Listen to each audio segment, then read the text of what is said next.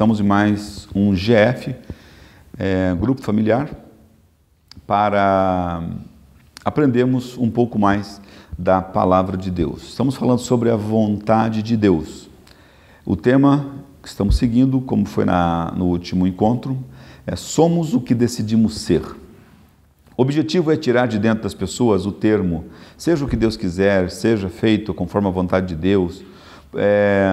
Na verdade, o que a gente está falando sempre aqui, o nosso entendimento, é que esta forma de falar, de pensar, ela termina sendo uma muleta, né, da vontade das pessoas ou da desvontade, né, das pessoas.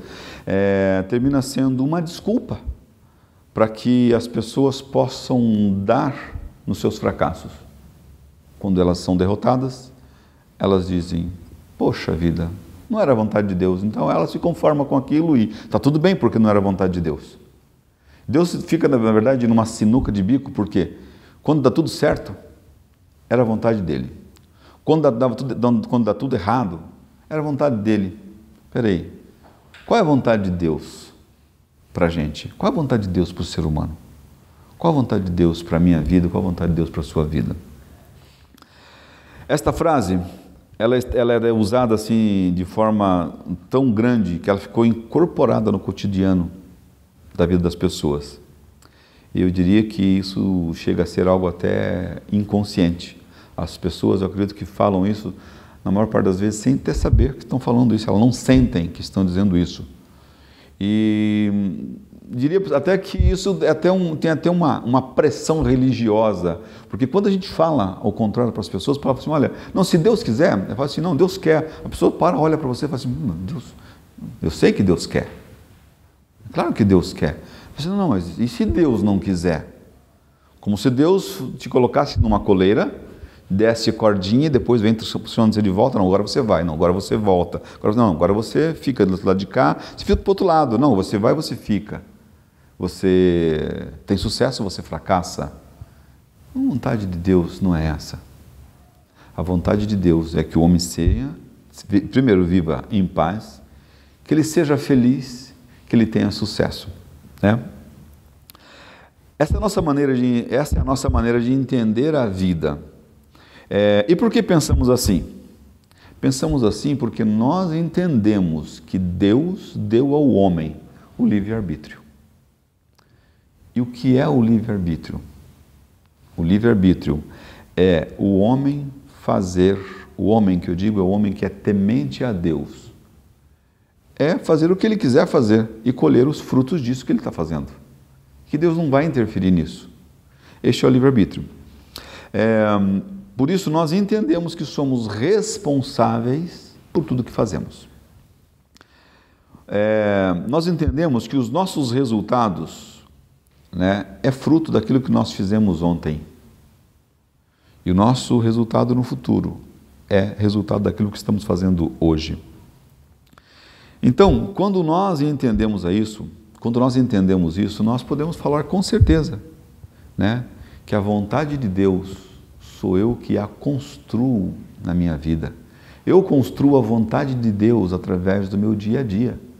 Então, o meu caminho ou os meus caminhos sou eu que construo. Então, para eu saber se estou fazendo a vontade de Deus ou não, eu tenho que conhecer os princípios de Deus. Por quais os princípios que nós somos regidos? Quais os princípios que eu preciso caminhar, né? Então, e é muito importante também sabermos que o mito de que a vontade de Deus é feita, é cumprida, é realizada através de orações, de rezas, né, de campanhas, de ritos religiosos, né? Este é algo que as pessoas têm em si, que devem fazer para que a vontade de Deus aconteça na vida delas. E, na verdade, o que a Bíblia nos ensina não é isto. A Bíblia nos ensina que para fazermos a vontade de Deus, nós temos que seguir os princípios de Deus. E qual é a vontade de Deus? Vamos ver o que diz o texto de João 3. João 3 diz assim, no versículo 16, João, o Evangelho de João, capítulo 3, versículo 16, versículo 16, 19, 20 e 21 que eu vou ler, e vou ler vou usar a tradução NHTL, né, que é a nova linguagem de hoje, que diz assim, porque Deus amou tanto o mundo que deu o seu único filho, para que todo aquele que nele crê não morra, mas tenha a vida eterna. Deus mandou luz ao mundo, mas as pessoas preferiram a escuridão, porque fazem o que é mal. Pois todos os que fazem o mal odeiam a luz e fogem dela, para que ninguém veja as coisas más que elas fazem. Mas os que vivem de acordo com a vontade, com a verdade, procuram a luz, a fim de que possa ser visto claramente que as suas ações são feitas de acordo à vontade de Deus. Quando a gente começa a ler esse texto no versículo 16, a gente vê a primeira vontade de Deus. Qual é a primeira vontade de Deus que vemos aí? É que a vontade de Deus é que o homem não morra. Deus não quer que o homem morra. Logo, se Deus não quer que o homem morra, Ele quer que o homem tenha vida eterna. Ele quer que o homem viva para sempre. Então, tudo, absolutamente tudo, que colocar em risco a vida do ser humano, não é vontade de Deus. Absolutamente qualquer coisa que coloque em risco a saúde do corpo humano, a saúde do humano, coloque em risco a vida do ser humano, não é vontade de Deus. Este é um princípio, que eu tenho que preservar a minha vida e a vida do meu semelhante, a vida do meu próximo. Portanto, qual é a vontade de Deus? Primeiro, que o homem não morra e que ele viva eterna. Procuro ou faço algo que destrói o ser humano, eu não estou fazendo a vontade de Deus. Todos nós trazemos em nossa essência a disposição de fazer a vontade de Deus. Qualquer pessoa, ela traz em si a essência de fazer a vontade de Deus. Porém, existem pressões do dia a dia, pressões da vida que desviam o ser humano, que desvia a pessoa, que desvia o teu foco, desviam esta essência, esta parte que é nata, que está dentro do ser humano, que já vem no homem, de fazer a vontade de Deus. E nós falamos na semana passada que existe uma tríade, são um conjunto de 3 situações, 3 elementos, né, que fazem com que as pessoas, né, essa tríade, são elementos que fazem com que as pessoas, pela pressão que sofrem dessas situações, percam o foco. Então, quais são essas pressões, quais são esses elementos? Os 3 elementos são a vida sentimental, familiar e profissional. Vida sentimental, familiar e profissional. É o que carrega a nossa vida, são as situações que nós vivemos no nosso dia a dia. E também neste triângulo é onde moram os nossos fracassos. Desse triângulo também nascem os nossos monstros, aquilo que faz com que as coisas em nós sejam destruídas. Mas também desse triângulo nesse triângulo existe também uma fonte geradora de todas as forças e nossas inspirações. Porque a vida sentimental pode me destruir, a vida sentimental pode destruir a qualquer um de nós. Mas a vida familiar, ela pode gerar em nós uma força, uma energia tão grande da disposição de fazer acontecer e de ter um foco, um objetivo, porque eu tenho uma família a cuidar, eu tenho uma família a que sustentar, eu tenho uma família que orientar, eu tenho uma família a quem honrar. Entende? Então, essas coisas também, daí nascem as formas mais absurdas de energia, força, onde a pessoa vai e fazem coisas que são insuperáveis, ela vai e vence, porque ela tem uma família. Então, nós podemos falar na vida sentimental, por exemplo, em duas formas, que são a vida sentimental do solteiro, o divorciado, os descasados, né, os desquitados, os tico-tico no fubá, aquele que não é nem uma coisa nem outra, aquele que não sabe o que é, enfim, que ele não vive uma vida a dois, ele, afinal de contas, ele é solteiro, não estou falando simplesmente o solteiro porque ele nunca se casou ou porque ele nunca teve um par. Solteiro porque ele está só, o viúvo, né? Então, a pessoa que está só. De uma forma mística, né? Eu poderia dizer assim, para a pessoa que busca fazer a vontade de Deus, né? Buscando uma outra pessoa, né? Porque Deus fez o ser humano para ter um companheiro, uma companheira. Deus não fez o ser humano para viver só. Se ele fizesse o ser humano para viver só, né? Ele não teria feito uma companheira para o homem, mas ele fez uma companheira, ele fez uma companheira. Então não foi meio termo, não existe meio termo nisso. Foi feito um homem e uma mulher, para que vivessem uma vida a dois. Então, assim, poxa vida, mas como eu faço então para ter uma vida a dois? Como eu vou encontrar isso? Bom, de uma forma assim mística, eu poderia dizer assim, olha, Deus já tem uma pessoa preparada para você. Portanto, espera em Deus. Confia em Deus, porque no tempo de Deus, essa pessoa vai aparecer. No tempo de Deus, essa pessoa vai aparecer. Então, quando chegar o presente, se você gostar ou não, fique quietinho, porque afinal de contas é vontade de Deus. Porque afinal de contas, Deus tem a pessoa preparada para você. Esta é a forma mística. E dessa forma mística, eu continuo dizendo o seguinte, como Deus mandou o presente para você, você não pode recusar. E quando o presente chegar, como é que você sabe se foi Deus ou não que mandou? Como é que você sabe? Você não sabe. É uma loteria. Mas nessa hora, normalmente nessa hora, você vai ter que tomar uma decisão. Se você tomar uma decisão e ficar com o presente que Deus te mandou, o que vai acontecer? Você acertou se tudo der certo. Se der errado, você não soube cuidar do presente que Deus te deu. Caramba! Que vontade de Deus mais esculachada é essa? Se deu tudo certo, Deus quis. Se deu errado, eu não soube aproveitar? Poxa vida, tem alguma coisa errada nisso. Mas nessas horas também, pode ainda acontecer, e é normal que aconteça, que você, levado por um forte desejo, né, uma ansiedade enorme de desencalhar-se, né, ou de constituir uma família, né, você tem um sonho.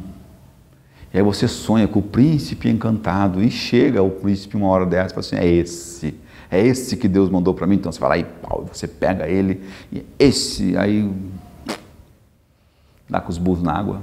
Não deu certo, assim, poxa, mas Deus mandou a coisa errada para mim. Não, você agiu com o sentimento, você agiu pela tua emoção.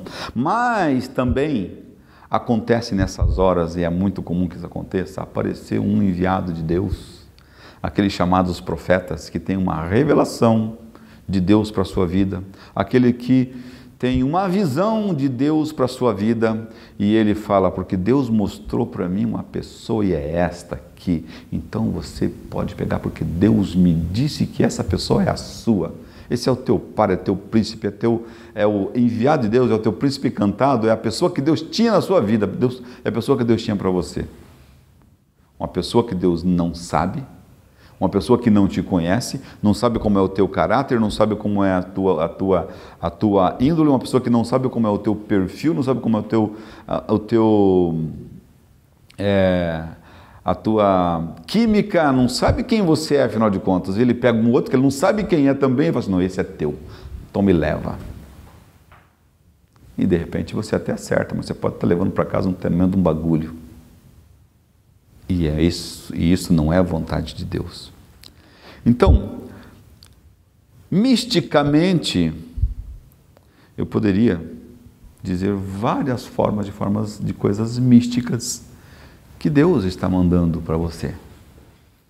Mas a forma que eu entendo, de uma relação a dois, onde o solteiro ou a pessoa que está buscando um par para viver eternamente enquanto viver, tá, gente? Eternamente enquanto viver aqui na Terra, enquanto houver vida aqui, tá? A forma mais correta que eu enxergo, que eu vejo, que eu creio, é uma forma racional. Entende? Não existe o amor platônico, a paixão que vem de Deus, não existe isso. Existe uma razão onde você convive com a pessoa, você escolhe a pessoa. E a forma racional é que, primeiro, Deus não fez você para viver só. Racionalmente, dizendo, Deus não te fez para viver solitário. Deus fez você para ser amado, para amar. Então, muitas vezes as pessoas querem viver uma vida solitária. Porém, a vida solitária transforma numa vida egocêntrica. E é uma vida que não gera absolutamente nada. Uma vida que gera a própria solidão. E a pessoa vive crendo, se a pessoa vive crendo na lei da semeadura, então é fácil fazer a equação. Se você vive só, se você vive na solidão, você vai ter o quê? Solidão. Solidão vezes solidão igual solidão. Então, gente, viver só não é a vontade de Deus. Então, a vontade de Deus é que as pessoas saiam dos seus próprios isolamentos, que não se auto-segreguem, que façam amizade, que tenham os seus relacionamentos. Por isso, tem que viver a vontade de Deus de forma intensa. Então, para o solteiro, que é o que nós vamos falar hoje, somente, praticamente para o solteiro, mas a vontade de Deus é que você seja feliz, que você viva intensamente a sua vida de solteiro, que você viva de forma intensa e divertida, que não fique fechado nas quatro paredes, esperando chegar um anjo e te direcionar, falar assim, eis aqui que eu te trago um ser de grande alegria para você, escolhi para você e está aqui a sua deusa, está aqui a sua rainha, o seu príncipe. Não. Olha só, a vontade de Deus é que você seja feliz, que vive intensamente a vida de solteiro e de casado. Portanto, vá se divertir, faça amizades, muitas amizades, se relacione com as mais diversas pessoas, curta a vida. Construa a sua felicidade, pois Deus entregou isso a você. Decida ser feliz, decida viver uma vida de alegria, enfrente os problemas e atropele-os. Não deixe que os seus problemas consumam a sua vida toda. Os problemas, viva-os por um instante. Mas as alegrias, viva-as eternamente. Mas deixa eu esclarecer algo. Quando eu digo viver uma vida intensamente, não é fazer o que vemos a maioria dos jovens e dos solteiros fazerem. Que é viver uma vida de relacionamentos intensamente, é transformar numa orgia. Não é isso. Tá? Viver uma vida intensamente é viver uma vida sadia, intensamente de relacionamento com as pessoas, onde você vai conhecer as pessoas, você vai ter a convivência com as pessoas, você vai ver quem é a pessoa que gera uma química, um tipo de atração, porque as pessoas elas se juntam por um tipo de atração, que pode ser sexual, mas você não está disponível para esse tipo de atração. Você não está disponível, você primeiro tem que ver os valores. O sexo vem depois, muito depois. Então, quando você vive isso intensamente, você consegue transformar a sua vida de solidão numa vida de amizade, numa vida de relacionamentos, onde você tenha uma massa de pessoas, onde você conhece fulano, beltrano, ciclano. Não estou dizendo que você tem que namorar 1, 2, 3, 4, 5, não é isso, não estou dizendo viver uma vida de amizade, e das amizades pode surgir os sentimentos, e dos sentimentos um relacionamento mais próximo, do relacionamento mais próximo um relacionamento mais sério. E então você começa a saber quem é a pessoa, conhecer quem é o caráter dessa pessoa. E digo uma outra coisa para vocês. Um relacionamento, para ser a dois, não é porque eu tive uma paixão por uma noite, ou por uma semana, ou por um dia, ou por uma hora, olhei, amei, fiquei caído. Não, isso pode até acontecer, mas é muito raro. Um relacionamento, ele precisa ser avaliado pelos valores que ambos têm. E os valores que ambos têm, eles têm que estar avaliados no mérito social, no mérito familiar, no mérito cultural, tá? E no mérito de fé. Se você vai se relacionar com uma pessoa que tem uma diferença social muito grande de você, isso pode gerar um problema muito sério, social. Ou você é muito rico e ele é muito pobre, ou ele é muito rico e você é pobre, ou vice-versa. Isso não gera um desconforto. Você vai conviver com uma pessoa onde o nível cultural, a pessoa é pós-graduado, doutorado em 1.500 faculdades, universidades do mundo inteiro, e você não terminou nem o primeiro grau. O desnível é muito grande, então não há interação entre as pessoas. Estão falando de convivência, porque você vai falar só de cama, só ali aquele momento acabou, mas estamos falando de uma vida. Então tem que haver um relacionamento, tem que haver pontos de interesse afim. E um outro item que é muito importante é a fé.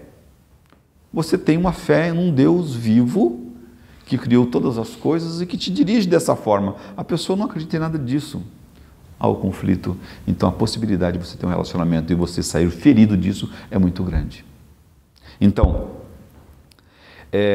os objetivos de um relacionamento para uma vida para sempre, um solteiro, tem que ter cuidados nesses temas, nesses tópicos, para que seja feito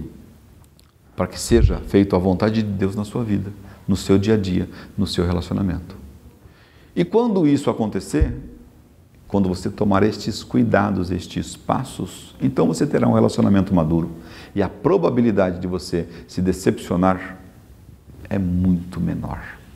E quando você faz isso, você está fazendo a vontade de Deus, porque você está preservando os seus sentimentos, você está preservando o seu corpo, você está preservando a sua vida.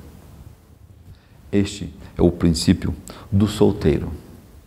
Do casado, nós vamos falar na próxima semana. Nós vamos falar do casado, do relacionamento do casado, da família e da vida profissional. É muito importante que a gente tenha este equilíbrio para que a gente possa desenvolver sempre, em todos os momentos, a vontade de Deus. Ok, pessoal? Então, estaremos falando na próxima semana sobre a vontade de Deus para o casal, para a família e para a vida profissional. E quando andamos na vontade de Deus, nós temos vitória em todas as coisas. E este é o nosso objetivo, de vencermos todas as coisas. Ok? Até mais. E o pessoal que está nos assistindo também. Até o próximo encontro.